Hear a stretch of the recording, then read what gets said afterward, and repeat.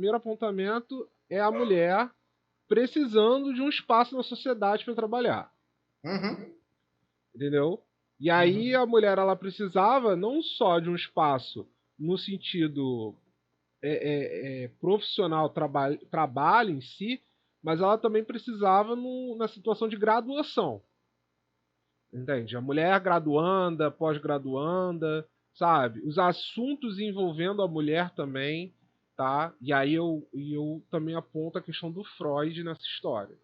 Por quê? E aí eu vou rapidinho falar um pouco por que a questão do Freud. Eu tive uma aula essa semana, essa semana não, há 3 semanas atrás, que eu fiz um apontamento com a professora sobre a histeria, certo? Michael, você sabe por que a gente não tem mais casos histéricos na nossa sociedade? Porque o Freud foi refutado? Também, mas não é culpa do Freud a histeria existir. Por quê? Ele queria, na verdade, explicar a histeria, Uhum. tá? Por quê? Porque a gente mudou essa palavra para outra palavra. Transtorno de ansiedade. Não. Ah, então não sei. Chama-se psicossomatização. Ah, Ou somatização, dependendo do conceito. é, não. Formação relevante. Tá? Então, hoje você sente aí a sua dor no pulso, hoje você tem o seu torcicolo, hoje você tem diversas coisas, tem explicações. Por exemplo, eu recentemente estava com um torcicolo. É porque, infelizmente, eu dormi de bruços e eu não sabia que dormir de bruços gerava torcicolo. Tá? Porém, se eu pudesse interpretar que do nada me deu um torcicolo, estou sentindo uma dor, eu não consigo virar meu rosto, né? Eu poderia interpretar isso como uma somatização. Como, por exemplo, eu tive um caso recentemente de uma cliente que chegou e estava com a barriga toda cheia de.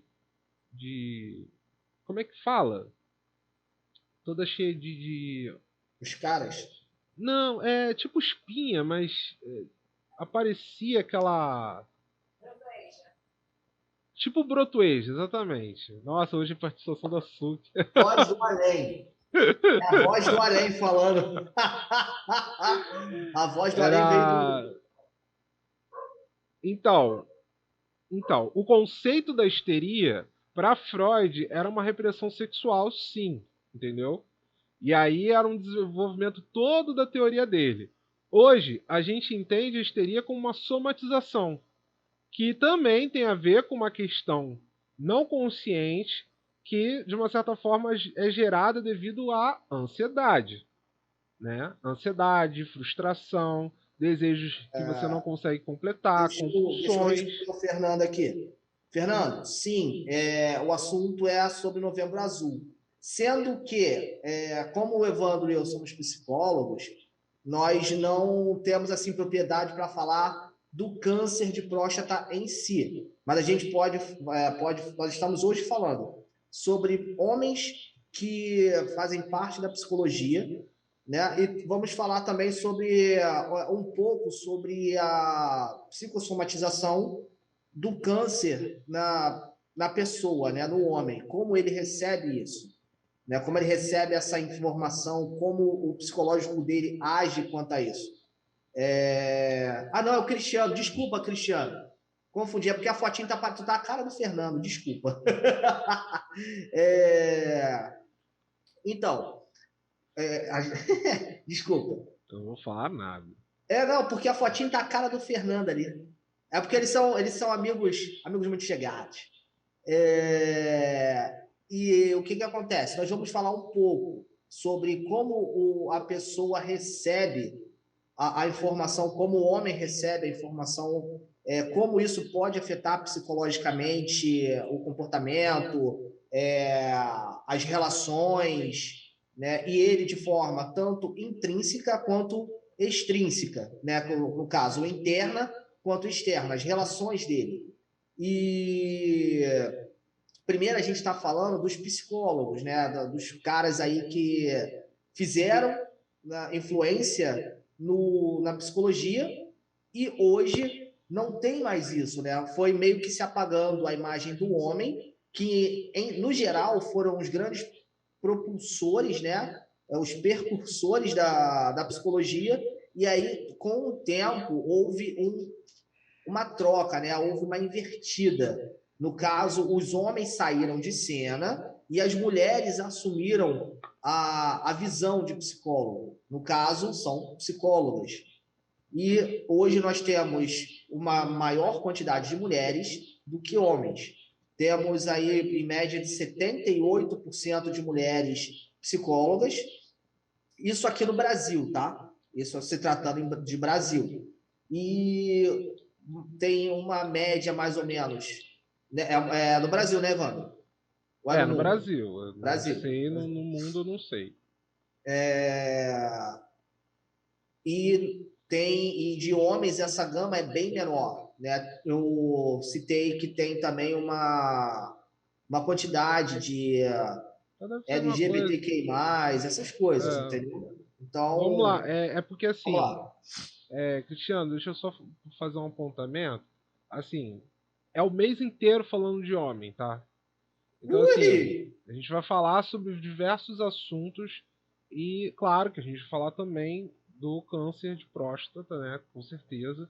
A gente está tentando aí conversar com um urologista para a gente tentar fazer essa,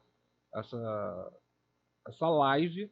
Mas a gente vai falar hoje a gente está falando sobre o homem na psicologia. A gente vai falar isso também um pouquinho da questão psicológica do homem em relação à doença. Também vamos falar na semana que vem sobre o homem, a masculinidade frágil, tá? Desse homem que também se transformou nesse lance aí de macho alfa, macho beta. Por que, que a gente tem essas nomenclaturas? Por que, que a gente vê isso muito na nossa sociedade? Também estamos querendo falar sobre o homem preto na sociedade também, que é um viés muito interessante, que a gente está chamando aí, a gente está convidando até um podcast para falar sobre isso. E, bom, deixa eu continuar a minha narrativa, se me permitirem, claro. Tá, o Rafael só Rafael, fez uma pergunta aí, ó. Dá para tu ler? Tu consegue ler? mas será que o número. Quê? Será que o Mas número será que o ser número ser maior. maior de mulheres tem a ver com o jeito mais comunicativo, mesmo o por ser socializarem mais facilmente? Então, o que eu penso. Então, deixa eu. Volta lá, volta lá, volta lá. Vocês esqueceram de uma coisa. Não tem somente câncer de próstata, mas sim complicações da saúde na legião lombar. Sim, também. Tem diversas coisas que a gente vai falar sobre, entendeu? Mas como o Michael mesmo falou, a gente é psicólogo, a gente não é médico, a gente está tentando trazer na nossa última live um urologista para conversar com a gente, que também tem um trabalho muito interessante aí com diversos homens, e a gente também vai falar sobre é, a questão, né, também lombar, a questão anal, a questão do homem obeso, né? O homem que bebe pra caramba. Então a gente fala sobre diversas coisas, a gente vai falar um pouquinho de disfunção erétil também. Então, diversos assuntos que a gente vai trabalhar aí. Só que a gente está tentando ver o horário do médico. Então, é uma coisa que eu estou aguardando a resposta dele. Mas assim que der tudo certo, a gente vai com certeza divulgar aqui no canal. Mas voltando rapidinho, por que a mulher era histérica, né? A mulher era histérica porque, infelizmente, na época, em 1850 a 1930 e 1940, mais ou menos, a nossa sociedade era puramente machista. Sim. As leis das mulheres elas só vão aparecer em 1970. Quer dizer, então, você tem aí basicamente uma sociedade onde a mulher ela simplesmente nascia para casar. Você tinha até o dote, lembra do dote? Que a mulher ela era basicamente dada para alguém, de uma família para uma pessoa, e essa pessoa pagava um dote. Se não me engano, eu acho que pagava pro noivo, ou ao contrário, o noivo pagava pra família. Eu acho Não, que não, não, não. Era o contrário. O dote dela era a herança que ela tinha. era a herança que ela tinha, não é? Isso, era a herança que ela tinha e era como se fosse o noivo era pago para casar com ela, receberia esse dote. Exatamente isso. Então, É isso. assim, era uma coisa assim completamente absurda. Então, a mulher, por exemplo, não podia escolher o cara que ela queria. Na Entende? Índia ainda é assim, não é? Não, em vários, na Vários parte países. da Arábia tudo é assim. África, Índia, Egito, em alguns É, lugares. esses lugares ainda são muito assim.